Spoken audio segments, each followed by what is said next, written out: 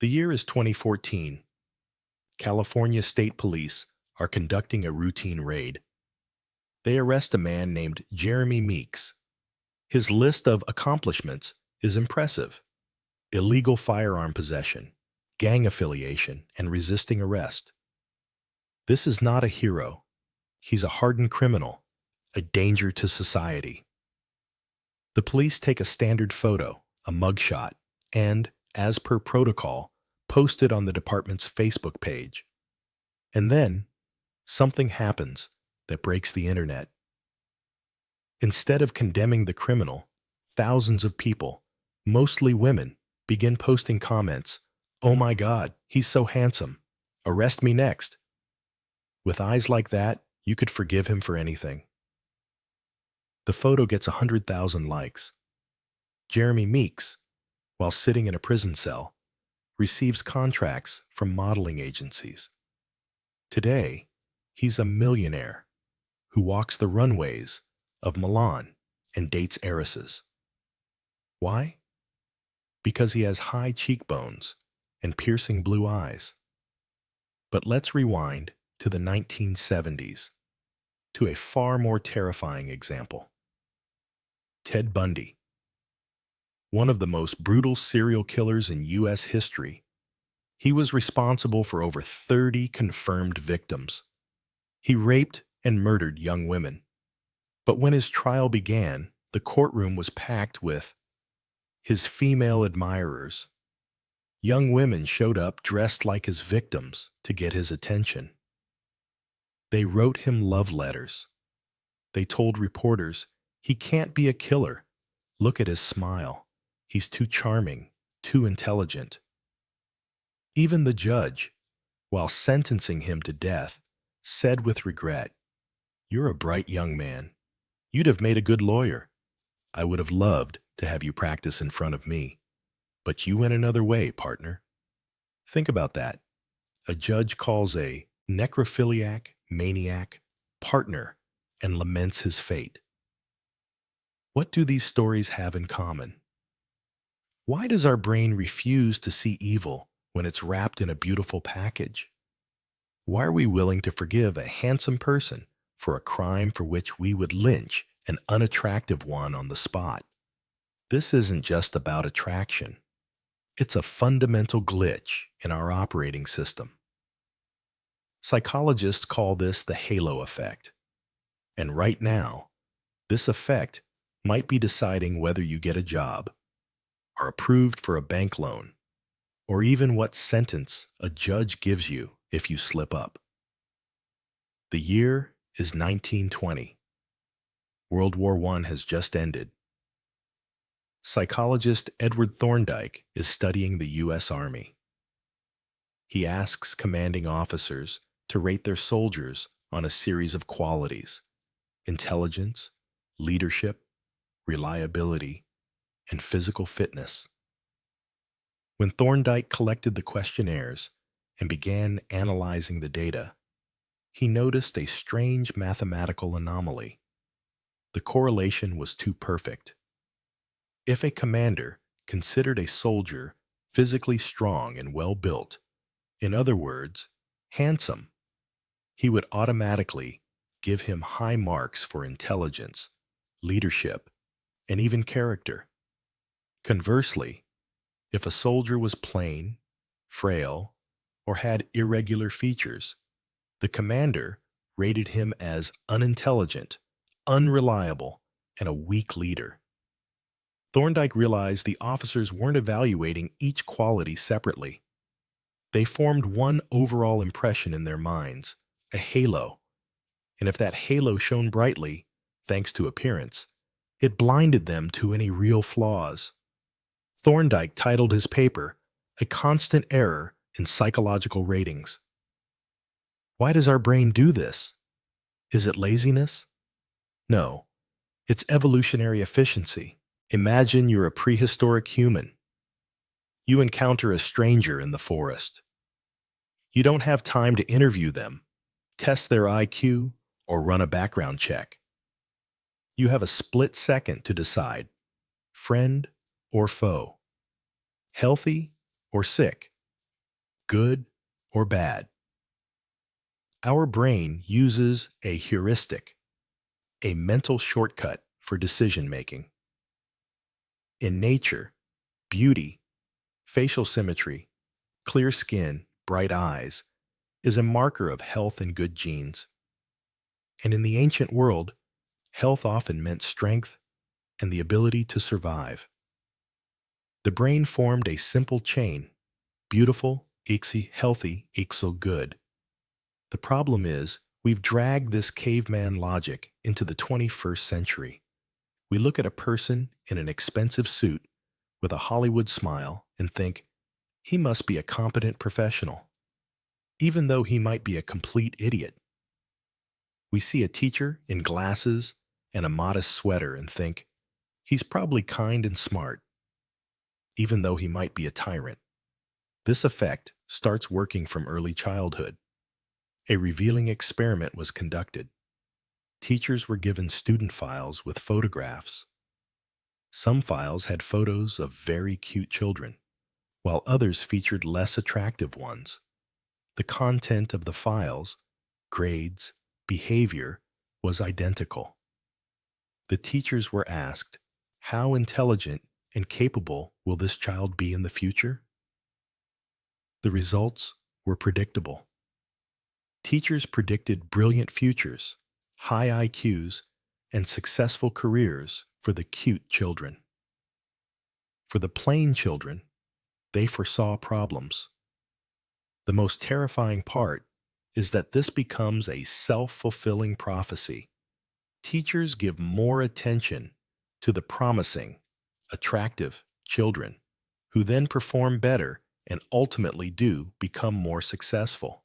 This is how the halo effect triggers a chain reaction that shapes our entire lives, and especially our careers. In economics, there's a term called the beauty premium, and it's not a metaphor. It's real money you earn or lose simply because of how you look. Economist Daniel Hammermesh has spent years studying this phenomenon. His data for the US is stark. Attractive people earn, on average, 10 to 15% more than their average-looking colleagues in the same positions. Over a lifetime, this difference adds up to about $230,000. That's the cost of a nice house, which attractive people get just for showing up. It's a bonus. But let's talk about the top of the food chain, CEOs. Have you ever noticed that most leaders of major corporations are tall men? The average height for a man in the US is about 5'9". Among Fortune 500 CEOs, the average height is 60 euro, and 30% of them are over 6'2". Less than 4% of the US male population is over 6'2". On corporate boards, they make up a third. This is statistically impossible if we hire people solely for their brains. Height has no bearing on the ability to read financial reports or manage risk. But our brain whispers, big guy equals strong leader. And this effect doesn't just work in business. It decided the outcome of one of the most important elections in U.S. history. The year is 1960, the first ever televised presidential debate, John F. Kennedy versus Richard Nixon. Nixon was an experienced politician, the sitting vice president. But on that day, he was feeling unwell. He had recently been hospitalized, was pale, had lost weight, had a 5 o'clock shadow, and refused to wear makeup. Under the hot studio lights, he began to sweat. His gray suit blended into the background. Kennedy. He had just returned from California with a tan. He was young, athletic, and smiling. He looked like a movie star. After the debate, pollsters surveyed the public. Those who had listened on the radio were convinced Nixon had won. His arguments were stronger, his speech more confident. Those who had watched on television gave the victory overwhelmingly to Kennedy. The image defeated the substance. The halo of Kennedy's youth and beauty outshone Nixon's experience and logic. Since then, no U.S. presidential candidate dares to appear in public without perfect hair and a presidential tan. We vote with our eyes. We hire with our eyes. HR specialists admit, anonymously, of course, that the hiring decision is often made within the first 7 to 10 seconds of an interview, before the candidate has even had a chance to talk about their experience. They walk in, smile, shake hands, and the halo has already done its work. He looks the part, the recruiter thinks, but while losing money or an election is unfortunate, the next application of the halo effect is literally a matter of life and death. In the United States of America, your face can be your best lawyer. This is not an exaggeration. It's a statistic. Studies from Cornell University and other leading institutions show that attractive defendants receive significantly lighter sentences than unattractive ones.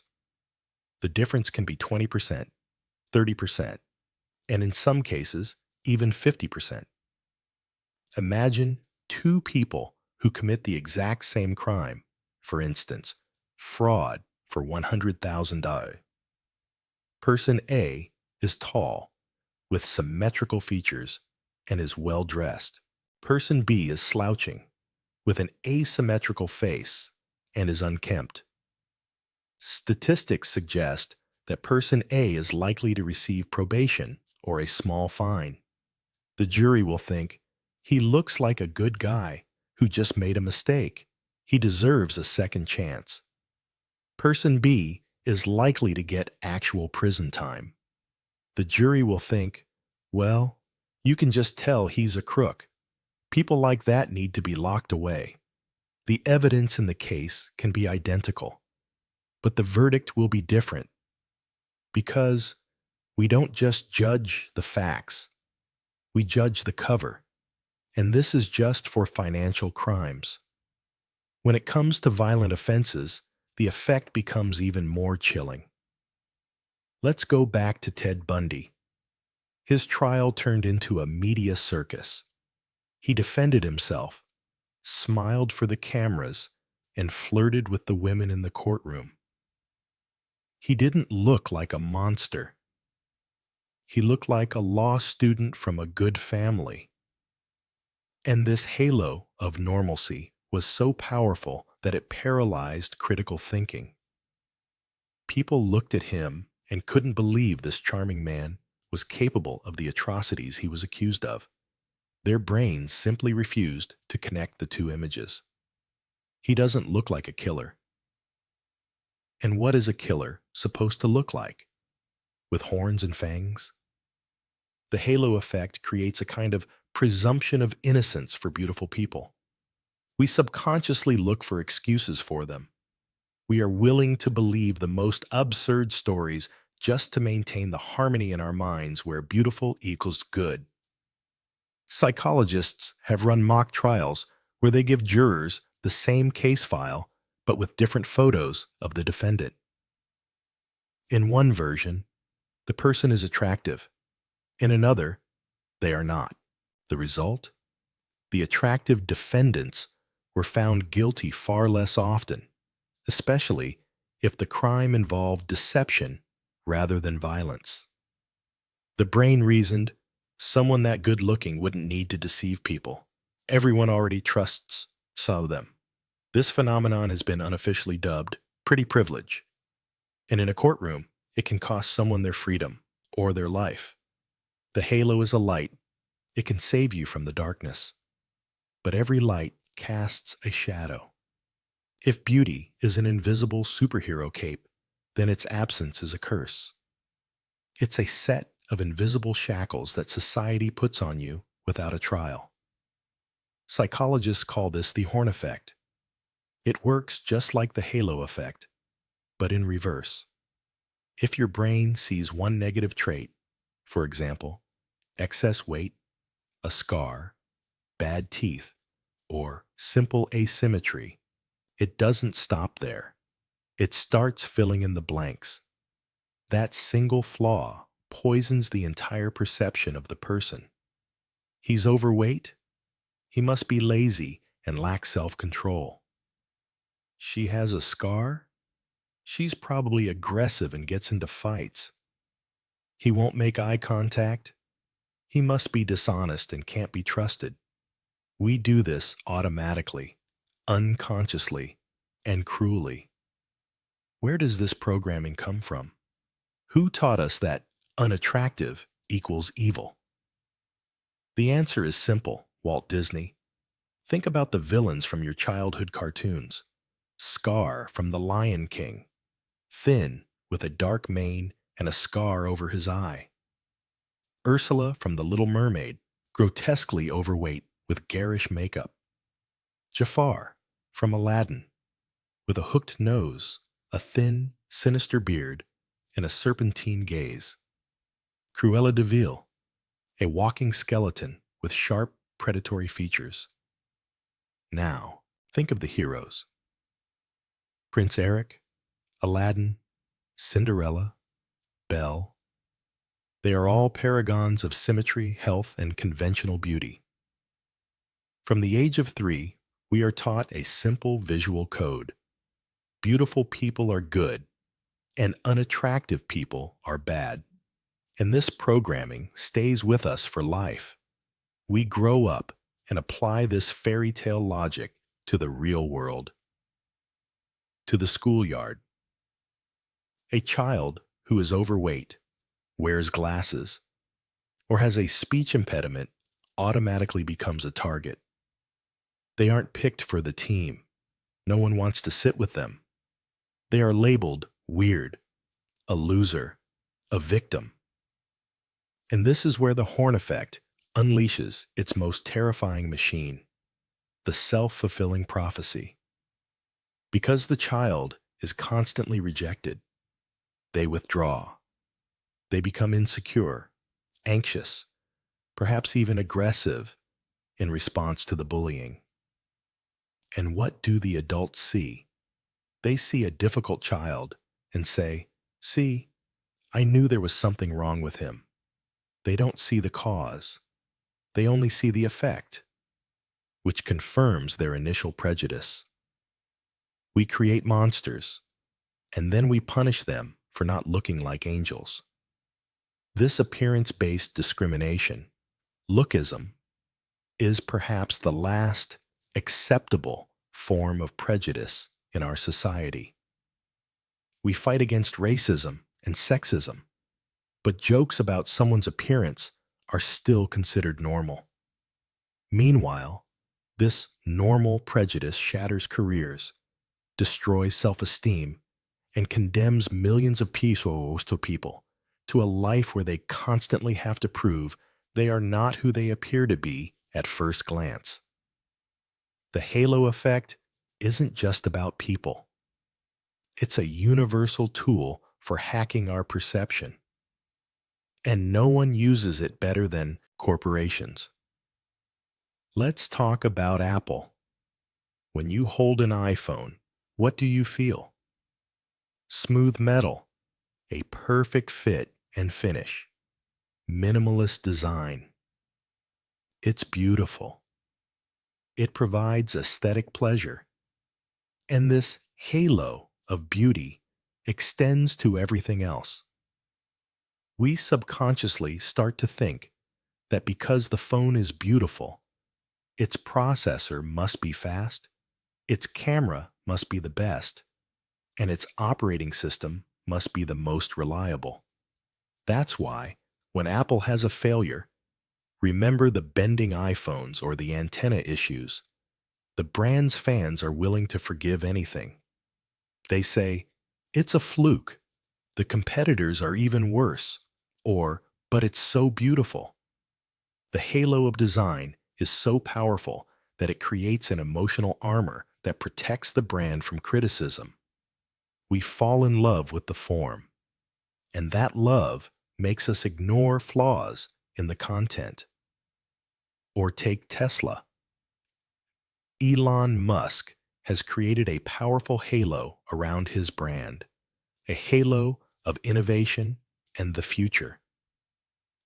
When you buy a Tesla, you're not just buying a car, you're buying a ticket to the future. You become part of something great. And this halo makes people overlook objective problems, poor build quality, issues with autopilot, lengthy repairs. The owner of a regular car with the same defects would be cursing the manufacturer.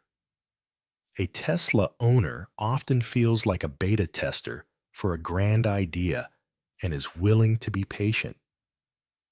But the most insidious example of the halo effect awaits us at the grocery store. Meet the health halo. Imagine two yogurts on a shelf.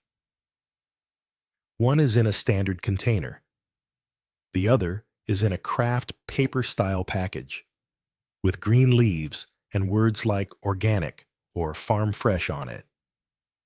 Which one is healthier? Your brain screams, the second one. But if you look at the ingredients, you might find that the healthy yogurt has twice as much sugar as the regular one. Marketers know that a single healthy detail, be it the packaging color, the word natural, or a picture of a farm, creates a halo of wellness for the entire product. You go to Subway instead of McDonald's because you think you're eating healthy food. But a sandwich with triple cheese and a fatty sauce can have more calories than a Big Mac. Yet the halo of fresh vegetables makes you feel better about your choice. We don't buy products, we buy stories. And the halo effect is the primary storytelling tool in modern marketing. It allows companies to sell us sugar disguised as health, average technology as innovation, and ordinary things as premium goods. We think we're making rational choices, but in reality, we're just reacting to a pretty package. We've spent the last several minutes dissecting one of the most powerful and unfair bugs in our thinking. It might seem like we're helpless, that our ancient programming will always defeat logic, but that's not true. Acknowledging the problem is half the solution. How do you fight an invisible enemy that lives inside your own head? Sometimes the solution is surprisingly simple. In the 1970s, top symphony orchestras in the US faced a problem. There were almost no women among the musicians. The directors swore it wasn't sexism, but that men technically play more powerfully. So they tried holding blind auditions. The candidates played behind a screen. The jury couldn't see their faces or their gender. They could only hear the music. The result? The number of women in orchestras increased fivefold. The screen removed the halo, or the horns. It forced the judges to evaluate what truly mattered: skill. We can't put up a screen in every situation in life, but we can create a mental screen. When you're conducting an interview, try reviewing the resume first without looking at the photo. When you're evaluating a colleague's idea, close your eyes and ask yourself, if someone I disliked had said this, would the idea still be good? When you're watching a politician, turn off the sound and just observe their body language. Then do the opposite. Listen without looking at the screen. Separate the form from the content. The main weapon against the halo effect is slowing down. This effect operates on autopilot, on instinct.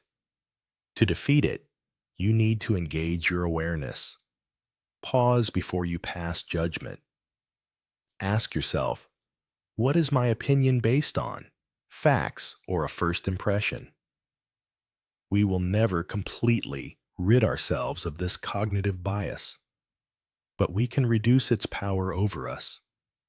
Beauty is not a virtue, and its absence is not a vice. It's just an accident, a genetic lottery. And the next time you catch yourself thinking, he looks so smart, or you can just tell she's mean, stop. Remember that your eyes are the most skillful liars. Don't let them make decisions for your mind.